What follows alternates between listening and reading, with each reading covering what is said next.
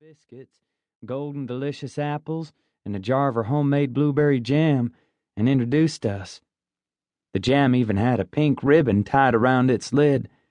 She made me carry the basket. The door was answered by a tall, thin man with dark brown hair trimmed short and flat. His most distinguishing feature was his square jaw that, from the look of it, hadn't been shaved in at least a few days. The rest of his facial features, like his forehead and eyes, were more or less pointed. "I'm Leah Teal," my mother said. "Your neighbor from across the way, and this here's Caroline, and this is my little Abraham." "Here," I said, holding up the basket. "I'm Wyatt Edward Farrow," he said after a hesitation. I got the feeling he wasn't used to strangers showing up on his doorstep with baskets of biscuits, and he didn't know how to properly respond to our welcoming. When he spoke, his voice was quiet and pensive. I don't think he trusted us. "Pleased to meet you," he said, but by the way he said it, I had a hunch he didn't like meeting people much. There wasn't a trace of a smile on his thin lips. I was relieved when he finally took the basket from me, though.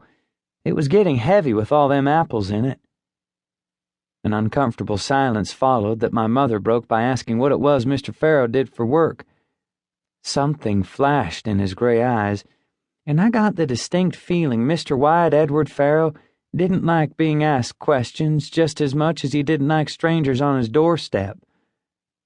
"I'm a carpenter," he said. "Work out of my home. Hope the noise don't bother you none." "Hasn't yet," my mother said with a warm smile. Mr. Farrow didn't smile back.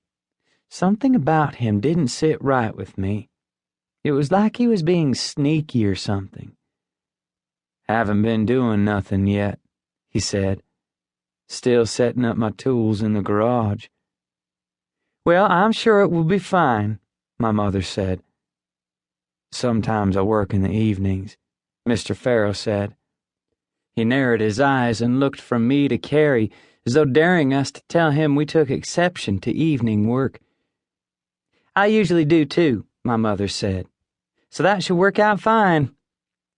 That my mother just told this suspicious-looking stranger that me and my sister spent most nights alone in our house didn't settle so good with me at all. I was glad when she followed by telling him what she did for work. "I'm a police officer. My schedule's a bit irregular too at times." I saw a slight twitch in one of his eyes when she relayed this information, though he hid his reaction well. 3 days later, Mr. Wyatt Edward Farrow finished setting up his tools. The sun had just dropped behind my house, and me and Dewey were in the front yard trying to see who could balance a rock on the end of a branch the longest. It was an almost hypnotic exercise, especially with the quiet singing of the cicadas drifting by. That was until a loud roar suddenly ripped through the evening. Dewey and I both jumped, our rocks tumbling to the ground. My heart raced against my chest. Trembling, we both stared across the road. Behind Mr. Farrow's garage door, something had sprung to life.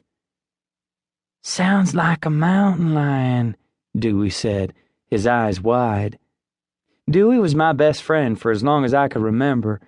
He lived 8 houses down Cottonwood Lane on the same side of it as me, and we were almost exactly the same age. His birthday came 2 days before mine. My heart was slowing back down to normal again. "Must be a saw or something," I said. I told him about Mr. Farrow being a carpenter. At least that's what he claimed. At the time, I didn't believe him. "Why not?" I shrugged. He just seemed to me like he was lying about it. "Why would he lie about something like that?" "I don't know. I just didn't trust him." "Sure is loud."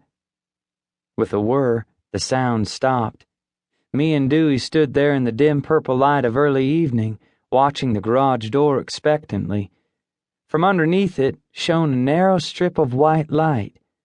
Sure enough, a few minutes later, something else started up, and we both jumped again. This thing was higher pitched.